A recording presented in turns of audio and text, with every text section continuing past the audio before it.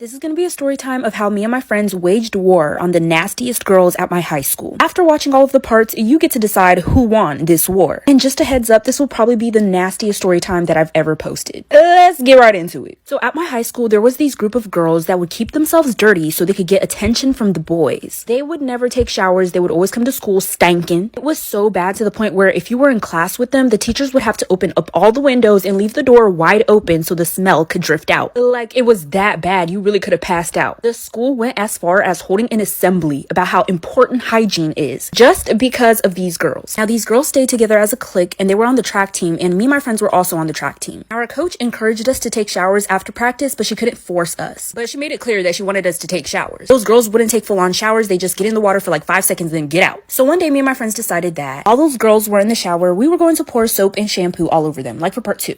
This is going to be part 4 of the time my stepbrother cooked our dog and fed it to me and my little sister for dinner. So my dad ends up finding our dog hidden under some sticks in our backyard, but it was dead and cut into pieces. I might have been 12, but I wasn't dumb. I knew what the fuck was going on. So once my dad brings us this news, after he's done telling us what he found, I pulled into the other room. I told him what I peeped. I was sobbing and I told him I think it was my stepbrother who did it. I told him about the dog not meeting me at the door, the smell of the kitchen, the hairs, the laundry, the fact that we got sick. I gave him all the puzzle pieces, but he told me that he didn't believe me. He said, and I quote, "Your stepbrother might be mean to you, but he's not crazy." I said,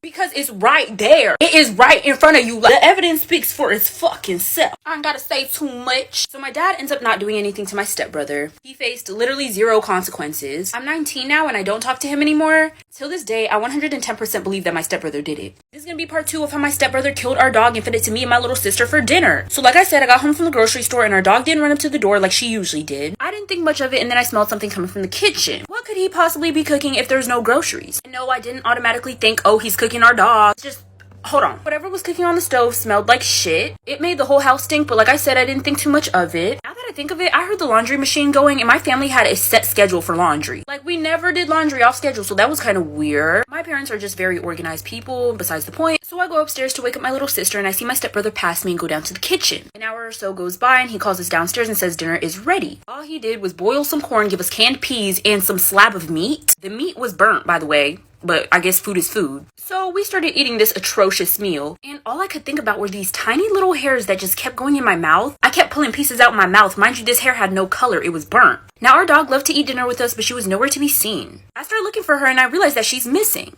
Story time of the sickest I felt in my whole life. You might want to hold your breath for this one. My boyfriend and I had been dating for like 8 months or so. I had my own place, so I let him move in with me. One day, my best friend decides that she wants to become a hairdresser, and so she started taking clients and doing people's hair. I became one of her clients because she did hair really good, and she didn't charge me as much because I was her bestie. And whenever I needed her to do my hair, she would come over to my place. Well, over time, my best friend and my boyfriend began to become closer. I didn't think anything of it because I trusted my best friend and my boyfriend. Sometimes my best friend and my boyfriend would be alone together because if she was doing my hair that day and I wasn't home, I would make my boyfriend open the door for her. She could just go ahead and walk on in, get her stuff set up, and then once I was there, she could do my hair. Like I said, I trusted them enough, so I wasn't worried about it. Bitch, I should have been worried about it. One night, my boyfriend tells me that he's gonna be working a little late that night. So, I'm like, okay, that's fine. So that night, I was just sitting on my bed scrolling through my social. Then I opened Snapchat. I'm watching my best friend's story, and she had made a brand new private story. She added me to that story, and there was a picture of my best friend and my boyfriend in bed together. This is gonna be part 5 of the time my friends and I waged war on the nastiest girls at our high school. Like I said, we're on a camping trip, and my friends and I are all sleeping in a tent. One of those girls we're beefing with comes into the tent, squats down on one of my friend's faces, and takes a shit right on her face. Mind you, she thought that I was sleeping, so once I screamed at her like, "What the fuck are you doing?" she gets up and runs out of the tent. This girl is butt-ass naked, okay? My friend eventually wakes up, and she's smacking her lips like,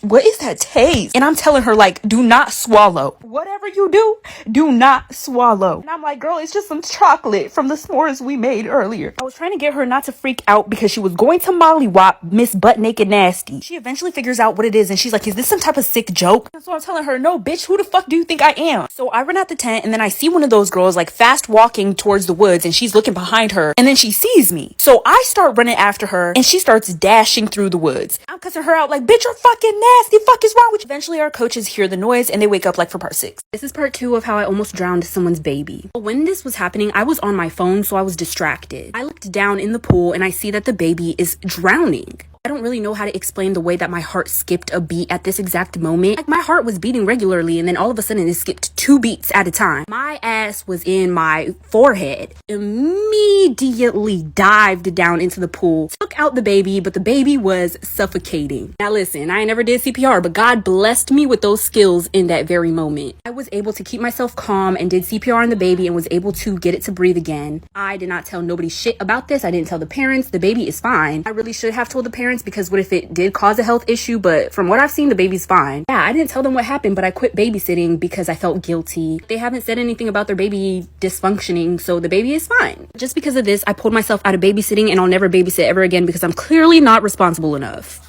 This is part 2 about how I dated the school shooter. So let me backtrack a little bit from part 1. We exchanged numbers, we started to make plans to hang out outside of school, and we just started talking more outside of school, and eventually we started dating. He never really talked about this guy in his tech class until we started dating. Keep that in mind. For some reason, that guy in his tech class really bothered him. Like I said, he started talking about how he would shoot up the school just to get rid of this guy. At first, I thought it was just a joke and he was just saying that, until he kept saying it. He started being so serious about it, and he started planning it out and exactly what he would do when he did it. That started to scare me, and so I decided that I was going to record one of these conversations, just in case. During that conversation, he said he planned to shoot up the school the next day. He said, in these exact words, "Fuck it, you know what? I'm just going to do it tomorrow." Then he tells me to not come to school the next day. That's when I know that he was actually being serious. Immediately after, I started writing up an email to the school, like for part 3. Story time about the guy who pretended to be gay in high school to get closer to all the girls. So it was the first day of my freshman year,